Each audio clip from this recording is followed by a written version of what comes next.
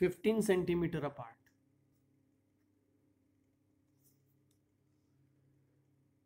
At what point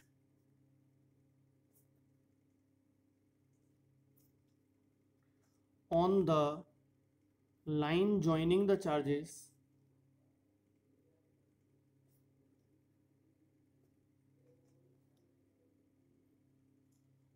electric potential be zero?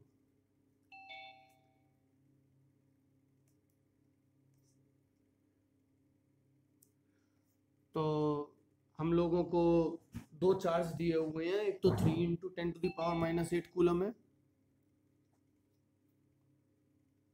तो let's say यहाँ पर 3 इंटू 10⁻⁻8 कूलम चार्ज रखा हुआ है, और दूसरा चार्ज यहाँ पर है, वो है -2 इंटू 10⁻⁻8 कूलम।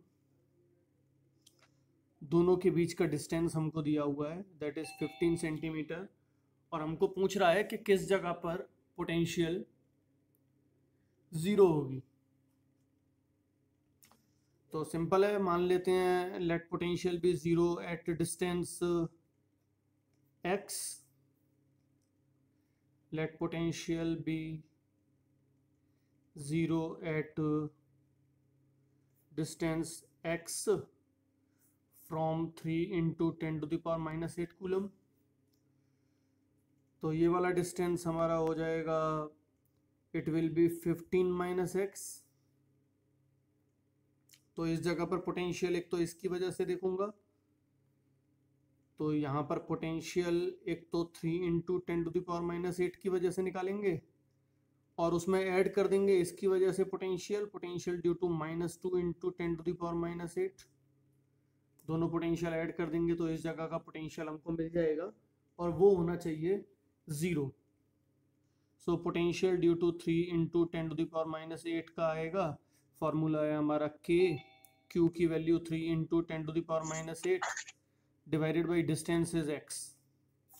स्केलर क्वांटिटी है तो डायरेक्शन का कोई मतलब नहीं है।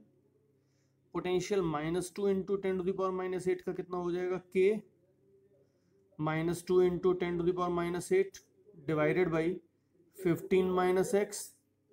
सो 15 - x की वैल्यू हम लोग ये डिस्टेंस लेके चल रहे हैं, और दोनों का एडिशन इस जगह पर करेंगे, सो v total will be equal to k 3 into 10⁻⁸ divided by x minus k 2 into 10⁻⁸ by 15 minus x, and that should be equal to 0।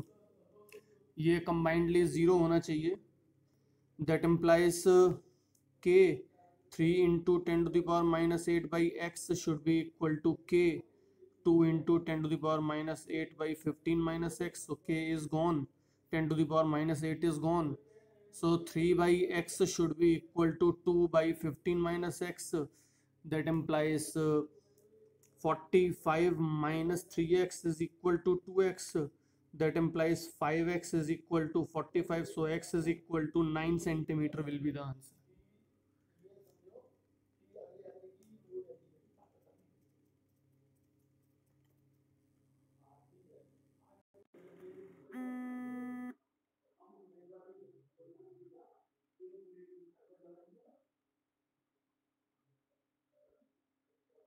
किसी को कोई डाउट?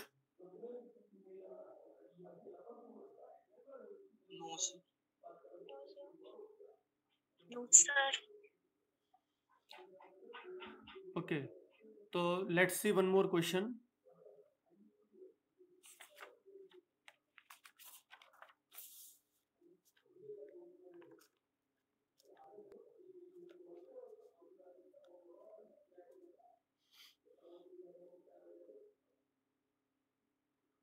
एक और क्वेश्चन देखते हैं हम लोग।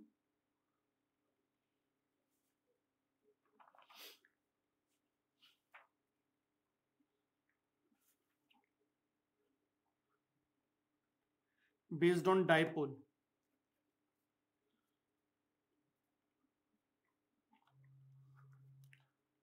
a short electric dipole has dipole moment of 4 into 10 to the power minus 9 coulomb metre. Coulomb metre dipole का ऐसा यूनिट है. Determine potential due to dipole at distance 0.3 meter from center of dipole, and A part is asking for axial line and B part is asking for equatorial line,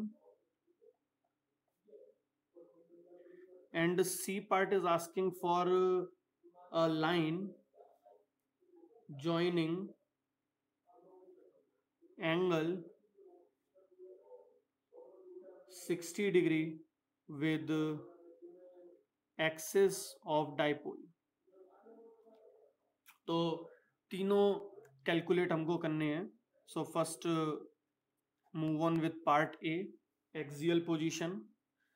तो axial position इस तरीके से है, minus Q इधर plus Q इधर, ये distance ए, ये distance ए, और यहाँ से हमको इस पोजीशन पे पता लगाना है dipole moment at this point, that is axial position. और ये डिस्टेंस हमको दिया हुआ है 0.3 मीटर, सेंटर से 0.3 मीटर पे. तो this is the case of axial location. और हमारे पास में एक्सियल लोकेशन के लिए फॉर्मूला है potential due to dipole on axial position is equal to K P by R square. सब लोगों को याद होगा ये फॉर्मूला. तो सीधा सीधा वैल्यू पुट करते हैं, 9 इंटू 10 टू द पावर 9, और डाइपोल मोमेंट P हमको गिवन है, it is 4 into 10 to the power minus 9 divided by square of the distance, that is 0.3 whole square. On solving, it will come out to be approximately 400 volts.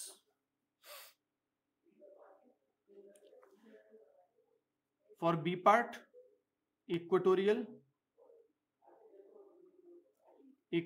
position, और equatorial position के लिए हमको पता है potential due to dipole on equatorial position is always 0. तो second part solve करने की कोई जरूरत हमको है ही नहीं, इक्वेटोरियल पोजीशन पे 0 ही होगा.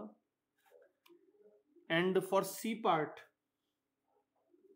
That is general location potential at R theta हमको निकालना है, and potential at R theta is equal to K P cos theta by R square is the formula. That is equal to 9 into 10 to the power 9 into 4 into 10 to the power minus 9 into cos theta, that is cos angle is given out to be 60 degree. So that is cos 60 divided by distance is again 0.3 meter, 0.3 whole square. On solving it, we will get 36 into cos 60 divided by 0.3 whole square. On solving it, will come out to be 200 volts.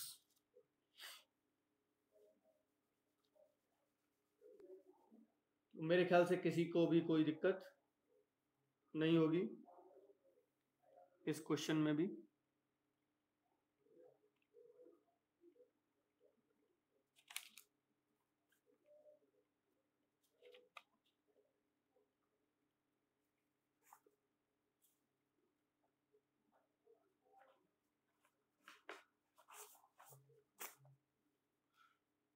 Alright, तो कुछ basic points जो हमको पहले याद रखने चाहिए potential energy के लिए, those are,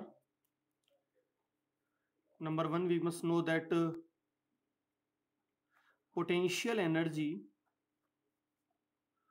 of a system of particles is defined only in conservative fields. अगर कंजर्वेटिव नहीं है फोर्सेस एंड फील्ड्स, तब हम लोग पोटेंशियल एनर्जी की बात नहीं करते हैं.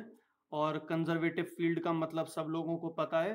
कंजर्वेटिव फील्ड वो फील्ड्स होती हैं in which work done, that is close loop integral of F dot D L is equal to 0. उसी पॉइंट से ले जाके उसी पॉइंट पे लौटा के जब लेके आए तो वर्क डन 0 होता है. और दूसरे तरीके से हम इसको बोल सकते हैं work is independent of path. किसी भी, हाँ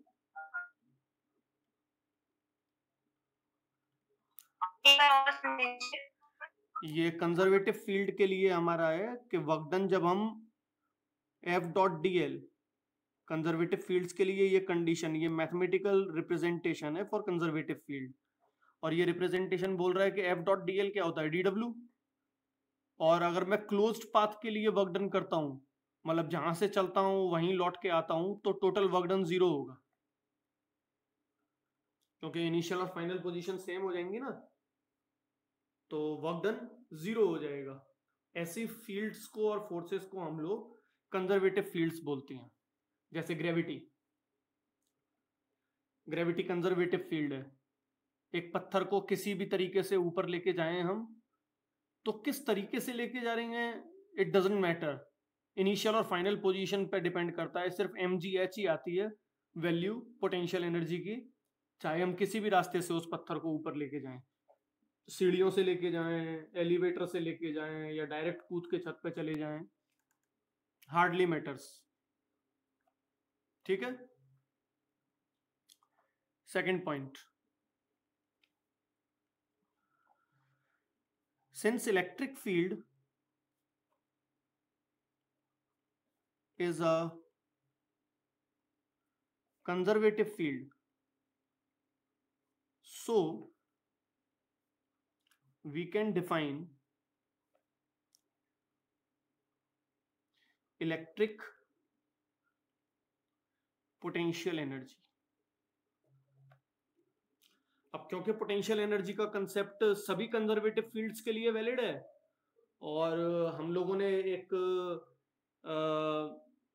टॉपिक किया था जहां पर हमने देखा था कि वर्क डन पाथ इंडिपेंडेंट है इलेक्ट्रिक फील्ड का, तो इलेक्ट्रिक फील्ड भी कंजर्वेटिव फील्ड है.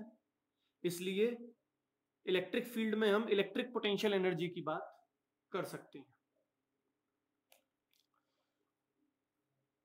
थोड़ा सा रिव्यू हम लेते हैं बेसिक चीजों का जो हमको पता होनी चाहिए before delving into the topic. जब भी मैं बोलता हूं डूइंग वर्क,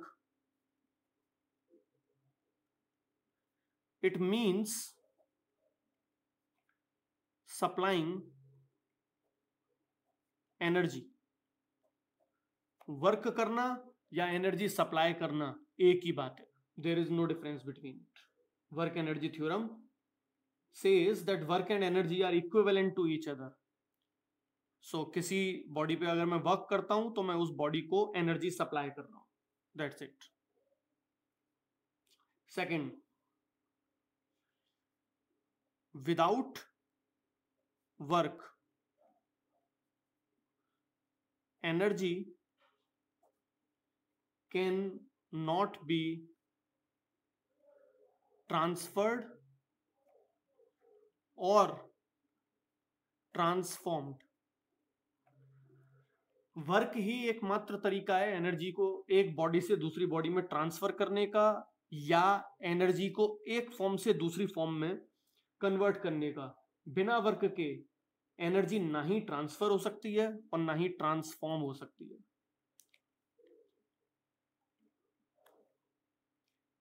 थर्ड पॉइंट, अगर किसी को भी कहीं बीच में डाउट आएगा तो वो हैंड रेस कर देगा, मैं वहीं रुक जाऊंगा. Third point is kinetic energy means utilization of energy,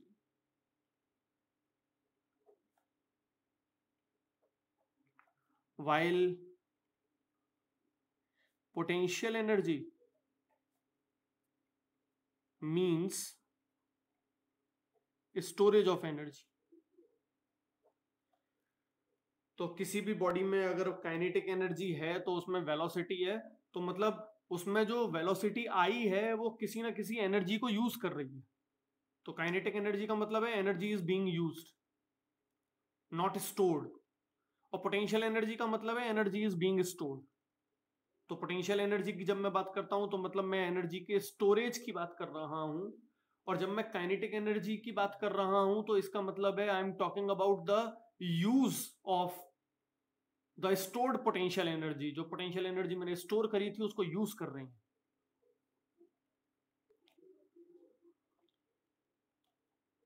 next, whenever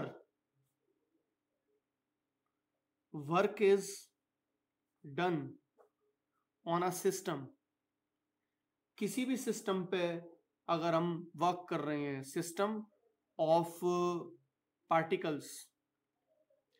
अब ये पार्टिकल्स हो सकता है ग्रेविटी की तरह मास का इंटरेक्शन हो, या जैसे कि हम इस चैप्टर में डील करेंगे पार्टिकल्स इलेक्ट्रॉन्स और प्रोटॉन्स भी हो सकते हैं जिनमें चार्जेस हैं.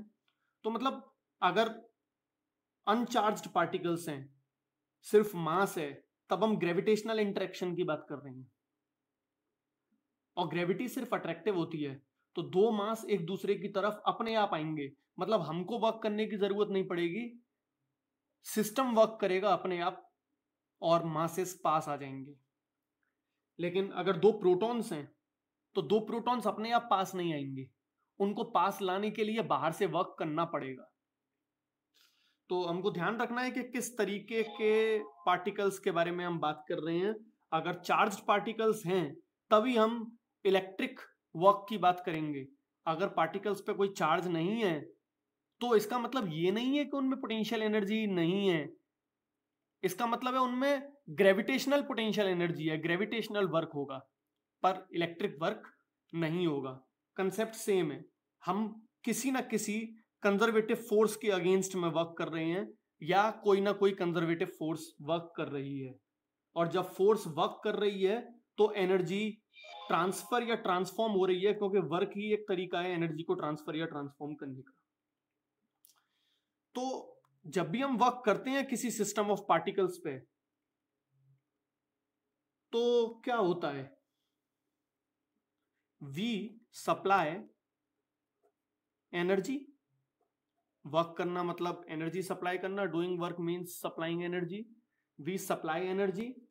तो दो केसेस जनरेट हो सकते हैं. If force between particles is repulsive,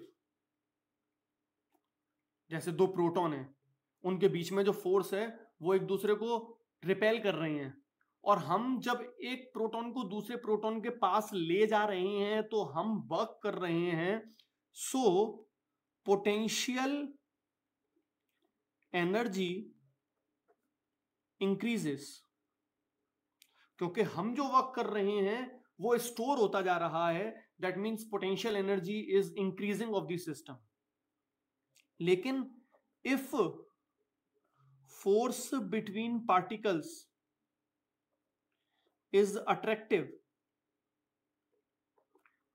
तब क्या होगा, then system is doing work.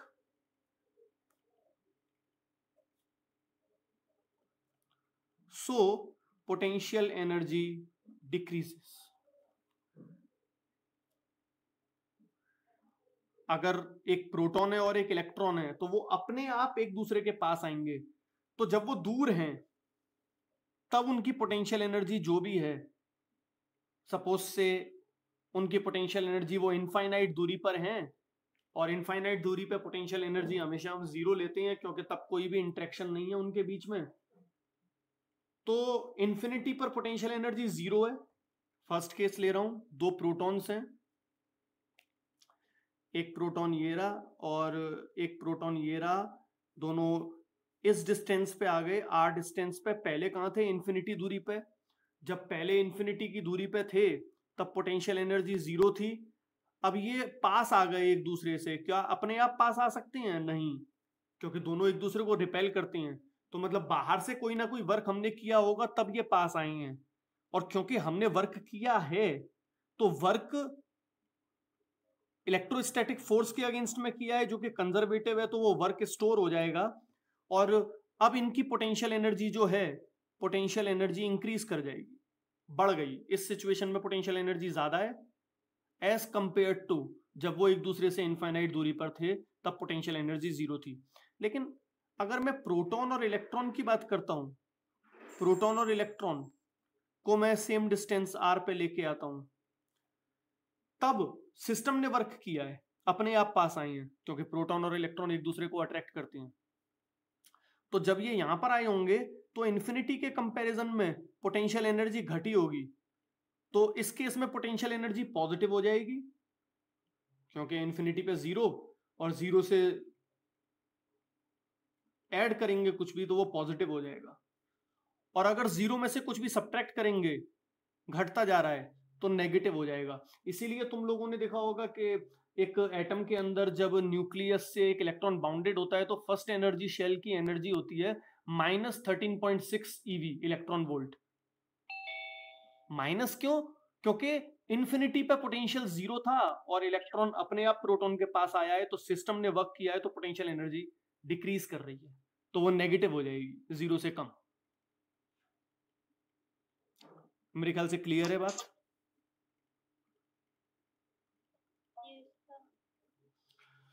Okay. Fifth point मैं ऑलरेडी एक बार कायदे से डिस्कस कर चुका हूं तुम लोग से, तो फिर भी मैं लिख देता हूं। व्हेन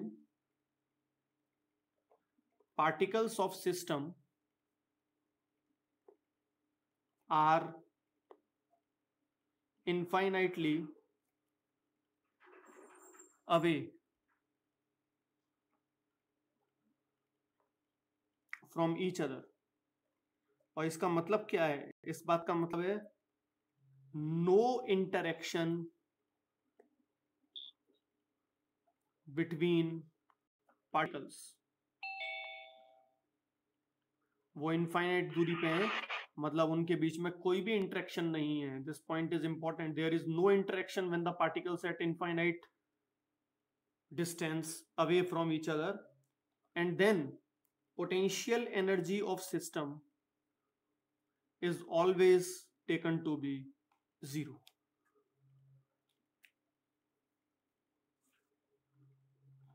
ठीक है बात? Yes, sir. Okay. Now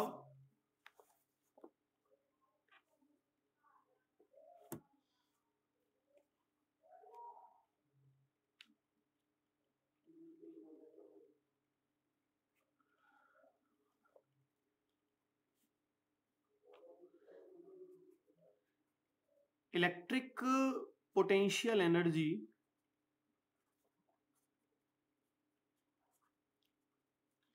is defined in two ways. ध्यान से समझना, दो तरीके हैं जब पोटेंशियल एनर्जी आएगी किसी भी सिस्टम में। पहला तरीका, उसको हम बोलते हैं interaction energy.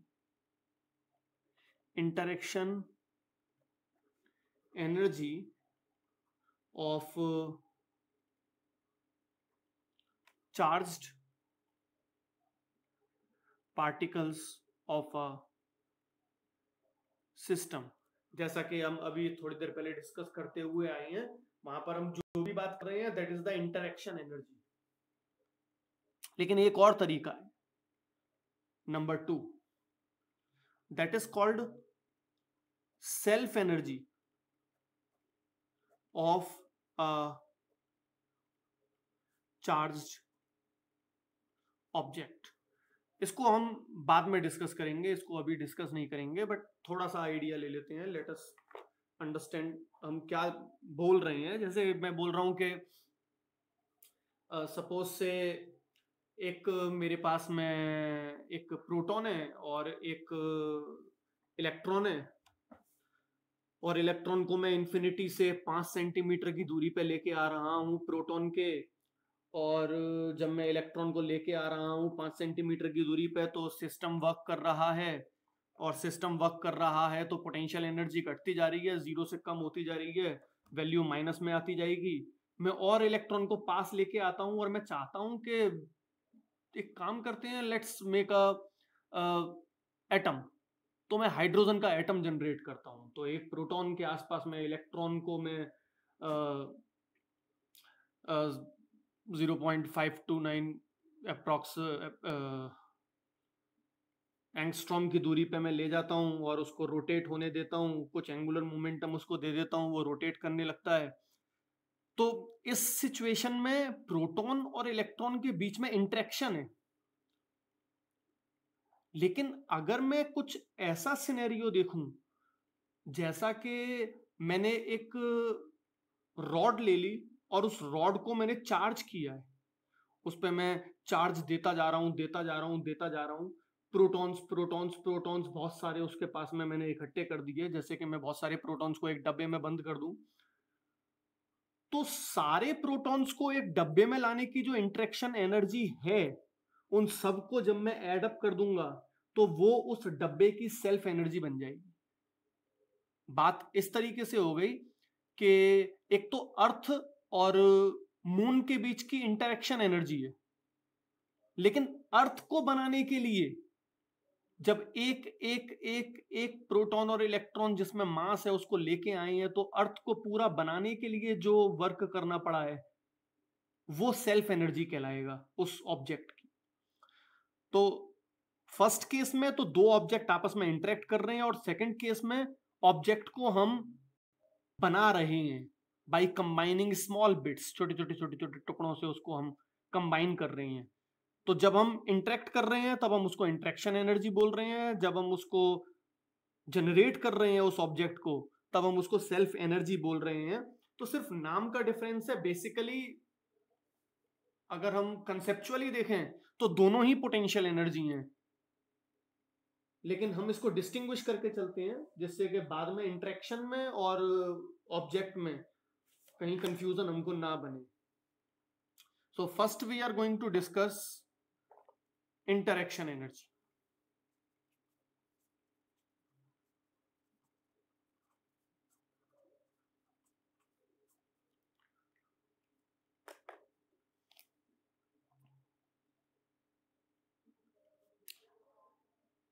Electrostatic interaction energy is defined as, हम पहले भी इसको कई बार डिफाइन करते हुए आए हैं, is defined as the external work done in assembling the particles of the system from infinity to present configuration।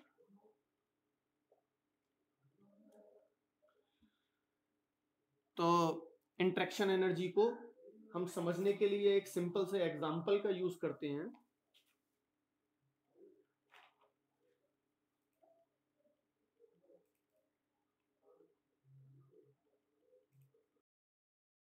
तो हम लोग बात करते हैं टू चार्ज सिस्टम की, और हम दो चार्ज सिस्टम की इंटरेक्शन एनर्जी कैलकुलेट करके देखेंगे। सपोज से हमारे पास में एक प्लस Q1 चार्ज है और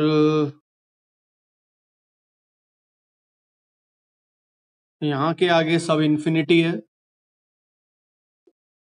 और एक Q2 चार्ज है प्लस Q2, उसको इस पॉइंट तक लाना है, मतलब ये कॉन्फ़िगरेशन जनरेट करनी है, फाइनल Q2 को यहां लेके आना है, जिससे कि इन दोनों के बीच का जो डिस्टेंस है, ये डिस्टेंस R12 बोल देता हूं मैं। तो मैं अगेन अपना ही वही मेथड यूज करूंगा। सबसे पहले किसी भी डिस्टेंस x पे, इस चार्ज से x डिस्टेंस पे जब Q2 चार्ज है तो इसके ऊपर फोर्स लगेगी इस तरफ, F will be equal to K Q1 Q2 by x square, और मैं इसको मामूली सा डिस्प्लेस करता हूं इस तरफ, dx डिस्प्लेसमेंट। तो सिर्फ इतना डिस्प्लेस करने के लिए वर्क डन जो होगा इतने पार्ट के लिए, that dw will be equal to f dot dx, that is equal to minus f dx, क्योंकि theta is equal to 180 degree.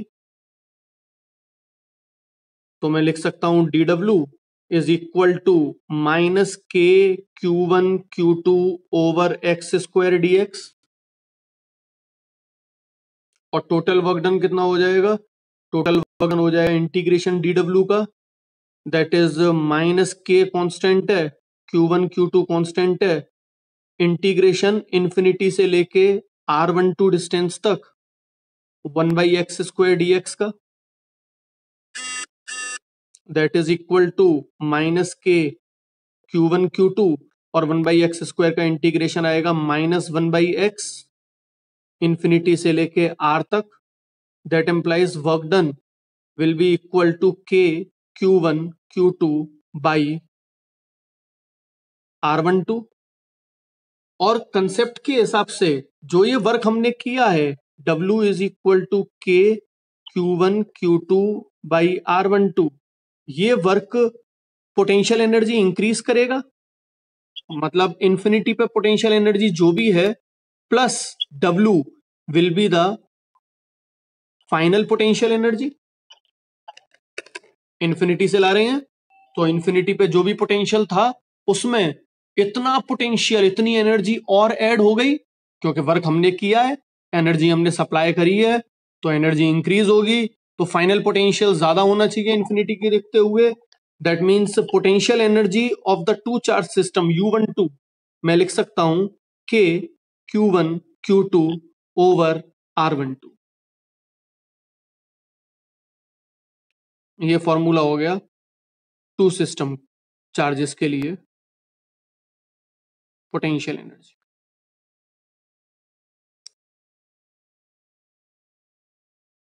कोई दिक्कत नहीं है।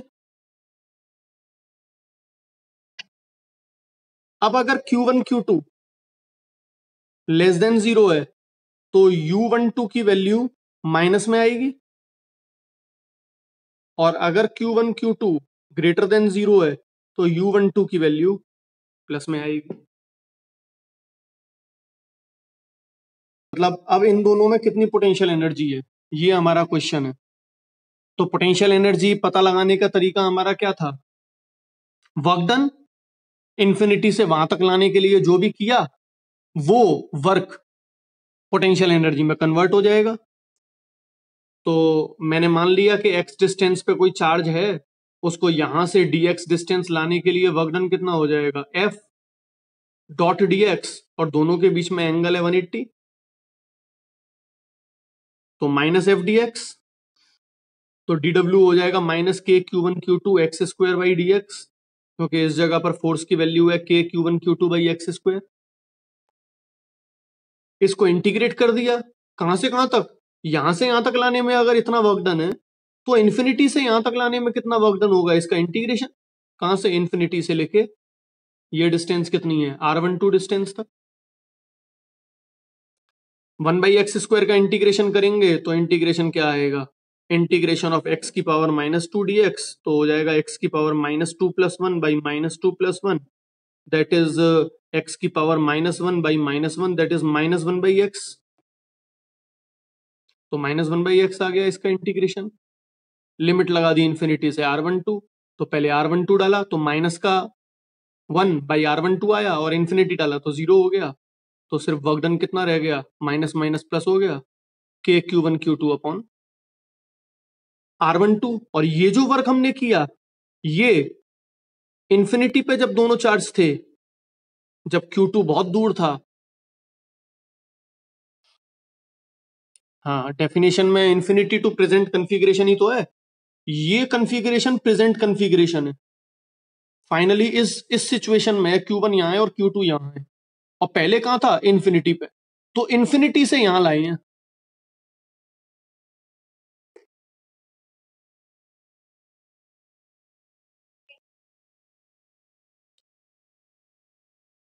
ठीक है, अब अगर ये अपने आप आए होते तो पोटेंशियल एनर्जी घट जाती, जैसे कि इलेक्ट्रॉन और प्रोटॉन के लिए। और अगर हमको लाना पड़ा, वर्क हमने किया, तो वो पोटेंशियल एनर्जी इंक्रीज हो जाएगी। यहां तक कोई प्रॉब्लम नहीं है।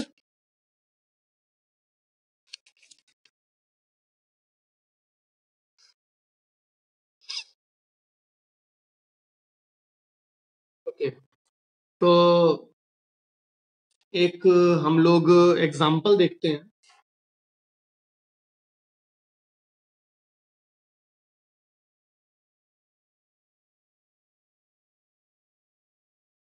एनसीईआरटी का 2.4 एग्जाम्पल है।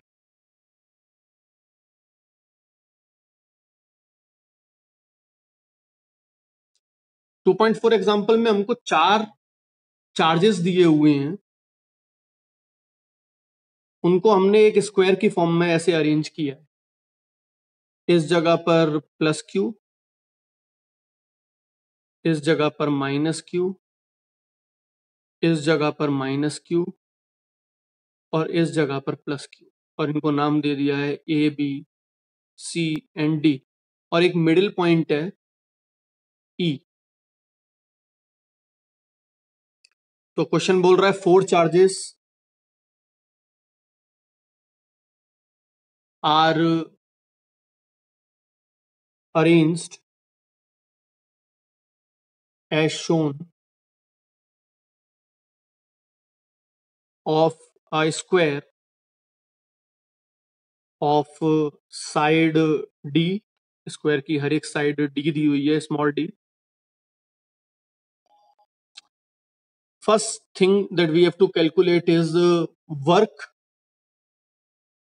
required to arrange the square। इस स्क्वायर को अरेंज करने के लिए टोटल वर्क कितना हुआ। ये सवाल इक्विवेलेंट है इस बात के, अगर मैं सिर्फ ये पूछने की जगह कि कितना वर्क लगा इसको अरेंज करने में, मैं अगर सिर्फ ये बोल देता then what is the potential energy of system, सवाल एक ही माना जाता, क्योंकि जो भी वर्क हमने किया वो पोटेंशियल एनर्जी में स्टोर हो गया। और बी पार्ट पूछ रहा है that if Q not charge, इस जगह पर क्यू नॉट चार्ज में लेके आता हूं,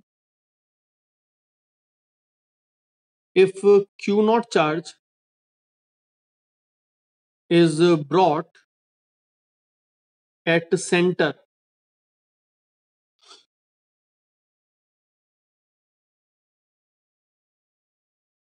how much extra work is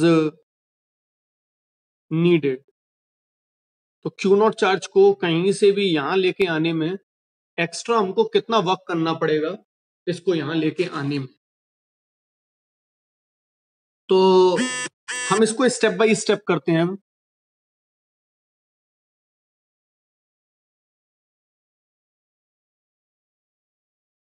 मैं स्क्वायर ले लेता हूं,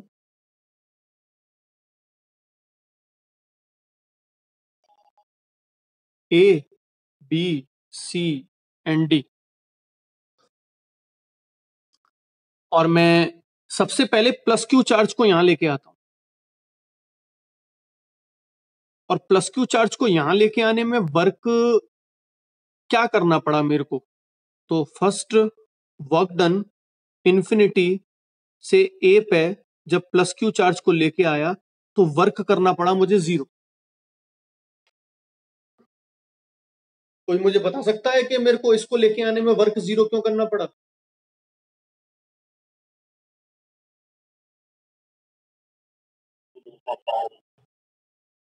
हम्म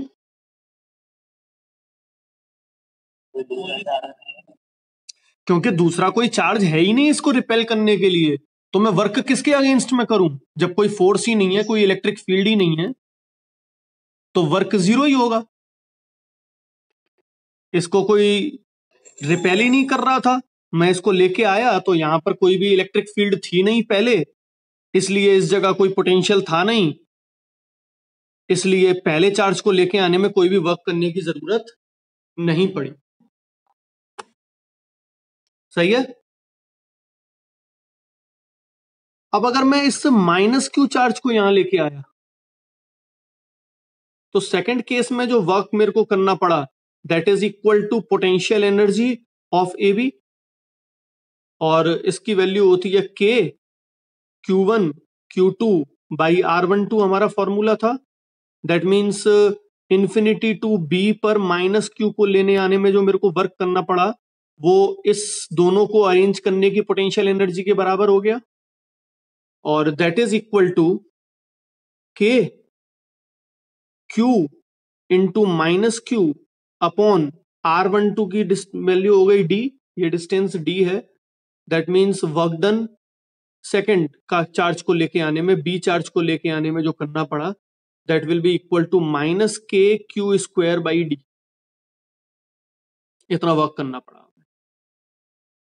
पहले को लाने में वर्क करना पड़ा दिस इज डब्ल्यू ए, ये 0, ये दूसरे को लाने में, और अब जब मैं तीसरे को लेके आया यहां पर माइनस क्यू, तो इसके अगेंस्ट में भी लेके आया और इसके अगेंस्ट में भी लेके आया, क्योंकि ये भी धक्का दे रहा था और ये भी धक्का दे रहा था, तो मतलब मैंने वर्क इसके अगेंस्ट में भी किया और इसके अगेंस्ट में भी किया।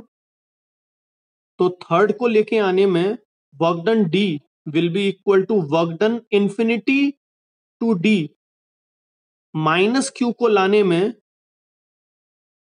Against A, plus work done infinity से डी माइनस क्यू को लाने में अगेंस्ट बी,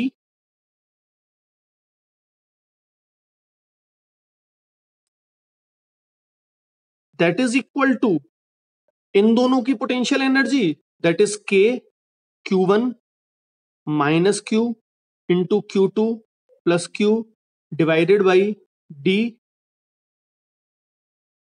प्लस इस वाले के लिए ये वाला डिस्टेंस लेना पड़ेगा हमको, ये हो गया R12 that is K minus Q into minus Q divided by इन दोनों के बीच का डिस्टेंस हो गया D√2।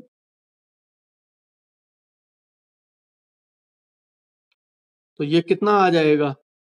ये आ गया क्यू स्क्वायर, तो ये आ गया K minus K Q square by D plus K Q square by D√2। That means work done D के अगेंस्ट में आ गया हमारा K Q square by D, हमने कॉमन ले लिया तो हमारे पास में बचा 1/√2 minus 1।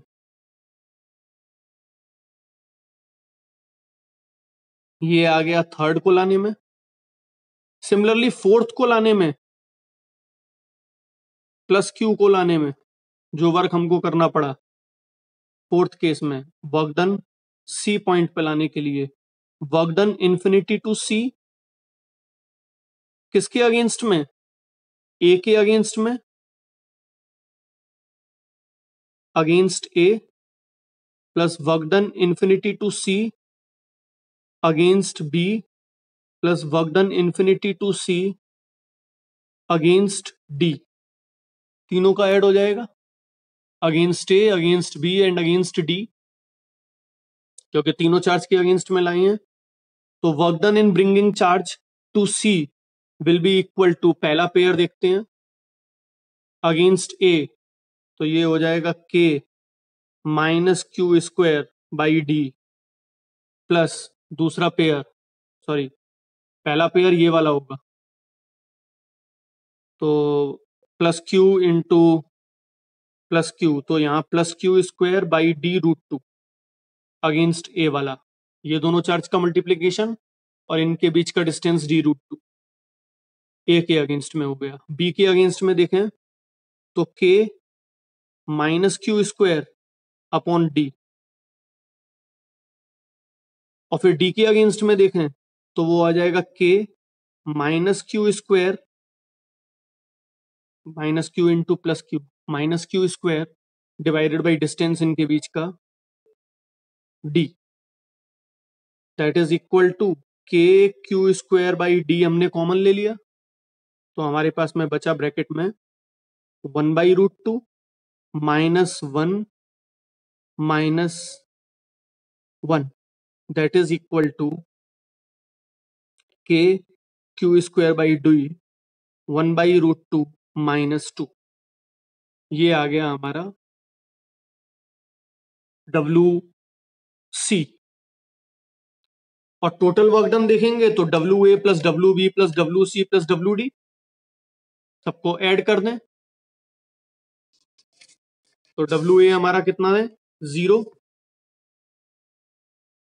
W total is equal to W A plus W B plus W C plus W D, W A 0, W B की value minus K Q square by D, minus K Q square by D,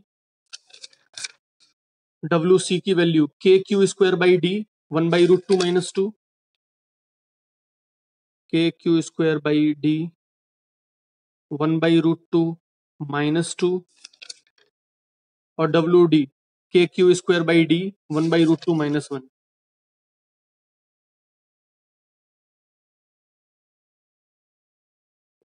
इन सबको add कर दें तो हमारे पास में बचेगा K Q square by D common minus 1 plus 1/2 1/√2 minus 2 plus 1/√2 minus 1, that is equal to K Q square by D,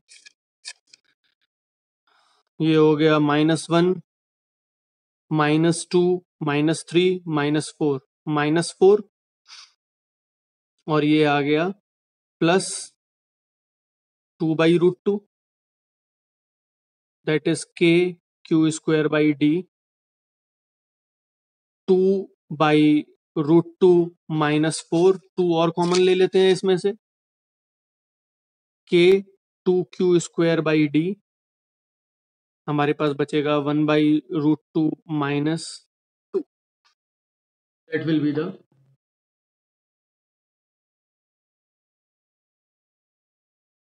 total work done इन सबको लेके आने। बहुत कॉम्प्लिकेटेड है मुझे पता है, इसको करने का एक सिंपल तरीका बता रहा हूं तुम इसी टाइप के क्वेश्चन को करने। पहले सिंपल तरीके से हम इसको कैसे कर सकते हैं, दो चार्जेस के लिए तो हमारे पास फॉर्मूला पता है, हमको सिर्फ दो चार्जेस का ही फॉर्मूला लेना है, और दो चार्जेस का फॉर्मूला हमको पता है। अलाइटर मेथड देखते हैं। U12 का वैल्यू होता है हमारा K Q1 Q2 by R12। अगर तीन चार्जेस हो जाएं तो U123 के लिए हम लेंगे K Q1 Q2 by R12 Q2 Q3 by R23 plus Q3 Q1 by R31।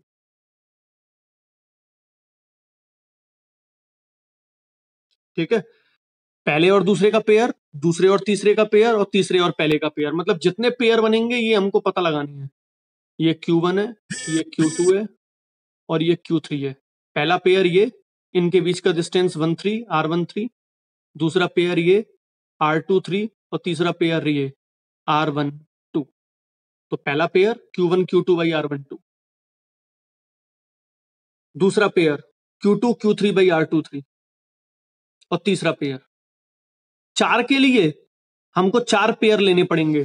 देखो जैसे इसमें लिया है, पहला पेयर, दूसरा पेयर, तीसरा पेयर, तो एक पेयर इन दोनों के बीच का हो गया, एक पेयर इन दोनों के बीच का हो गया, फिर ये और ये, तो सबके बीच के एक एक पेयर बन गए हमारे। जितने पेयर होंगे उतना हम ऐड करते जाएंगे। इसलिए हमारे पास में एक सिंपल सा तरीका है, परम्यूटेशन कॉम्बिनेशन।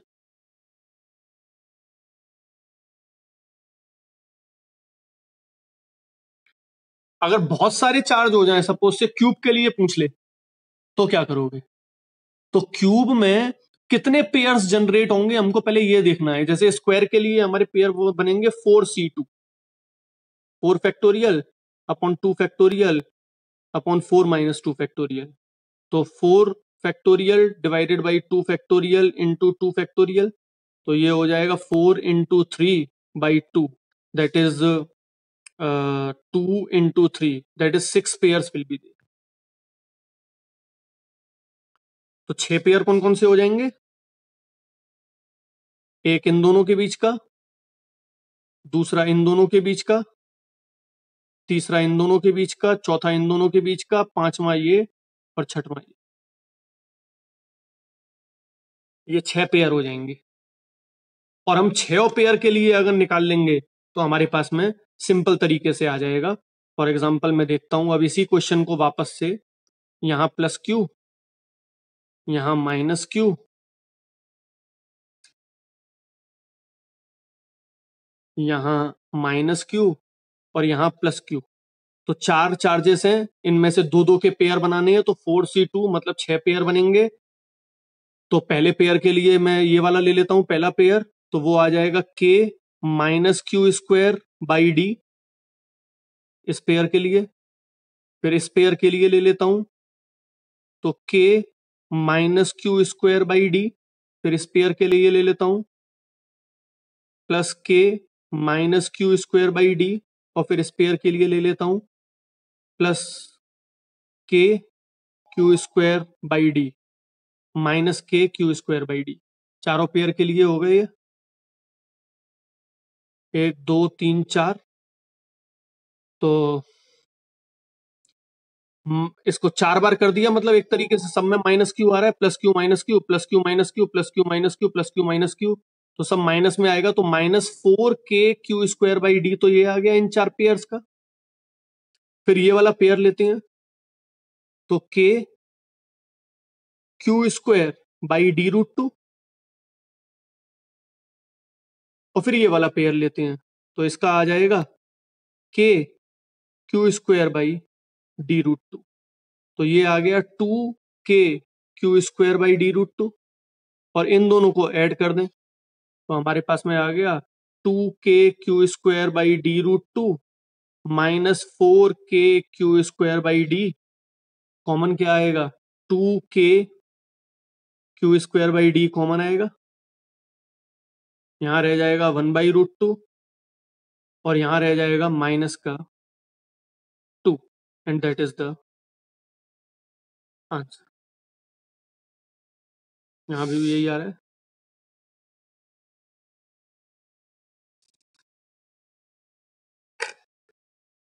सबको क्लियर है? एक बार अगर डाउट है तो एक बार हैंड्स अप कर दो। ये एकदम से जरूरी नहीं है दिमाग में बैठ जाए, प्रैक्टिस से बैठेगा।